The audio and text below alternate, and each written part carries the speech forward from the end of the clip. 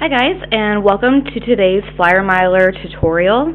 Today we're going to show you how to use FlyerMiler.com in order to figure out what points to start collecting if you are wanting to get into travel hacking. We go into a lot of detail in our free mini course on how to become a travel hacker, but one of the main questions that people often have is what points to even start collecting in order to get free flights, free hotels, etc. So if you're wanting to learn how to become an expert travel hacker, then check out our free mini course, which is courses.economicalexcursionist.com/travel hacking, and we go through everything that you need in detail in order to become a travel hacker. But for today's purposes, we're going to show you one way to start out on how to figure out what points to even start collecting for your next free flight. So we're already at FlyerMiler.com.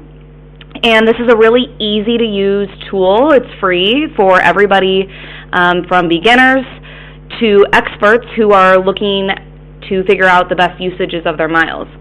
So there's many different options and things you can choose from in order to search here. For example, over here on the right, some people choose a travel goal of saying that they want to fly business class only. So you can choose to search and filter out other things.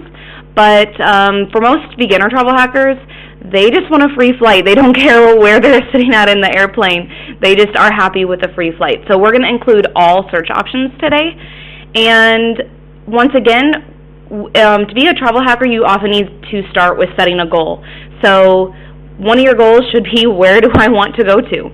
So in today's tutorial, we're just going to do a simple search. For example, I often fly back home to Nebraska, which is my hometown. I currently live in Munich.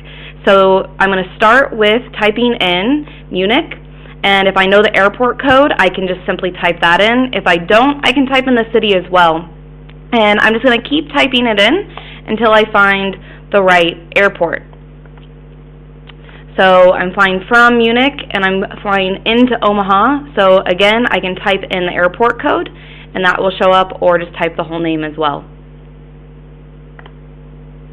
So after typing that in, you just click enter, and you see that it automatically populates all of the different routes that fly with points from Munich to Omaha. And it's really simple because you don't have to do any searching on which programs fly those routes and everything. It just automatically comes up for you. So for today's purposes, you can see that there's lots and lots of different options, and it doesn't always necessarily mean that those are the best routes to take. So as a very beginner, I always suggest starting with maybe the airlines that you're most well aware of, and then later learning how to use those with alliances, which we also teach in our other courses as well. So for today's purpose, I might look at American Airlines or United because I know that those are popular routes that fly in and out of the U.S. I know that I can collect those points pretty easily. So I am going to look at the cost column, and if you've taken our free mini course, you know that not all points are created equal. So just because one says, 25,000 miles and one down here might say 60,000 miles, doesn't necessarily mean that one is cheaper than the other.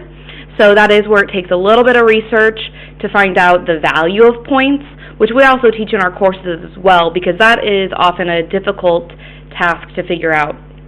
So once you kind of can start narrowing down the different airlines that you might want to fly, once again, you're going to see how many points it takes to fly those.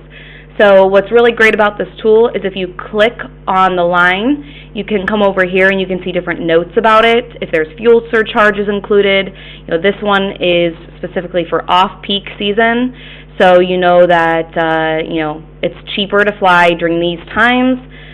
So you can use that to your benefit when you start looking at what points you need to start collecting.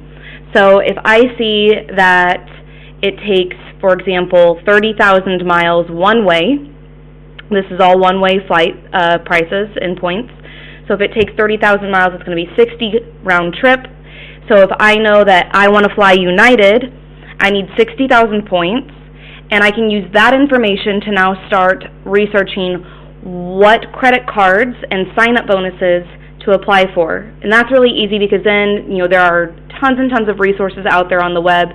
You just do a very simple Google search, United best sign-up bonus credit cards, and you'll come up with several different options to start looking at from there, as opposed to starting from ground zero, which is, if you type in travel hacking credit card points or something like that, you're going to have all these different options, all these different points, and it's going to be really overwhelming to figure out. And you may end up getting a credit card that doesn't get you points to where you need to go. So starting with knowing your travel goal and then going from there really helps you to start to know what points to start collecting. And of course, as you become an expert, you'll start collecting more points in other areas. You'll learn how to use these points with different airlines, for example, not just United with United points. You can use with different alliances. So that gives you more options and flexibility. But this is a good spot to at least start looking into how to collect points and which specific airlines to collect with. So if you want to learn more on how to become a travel hacker, then don't forget to check out our courses, which is courses.economicalexcursionist.com/travel hacking. And of course, don't forget to use the FlyerMiler next time you want to either figure out what points to use or just to start planning your next free travel hacking trip.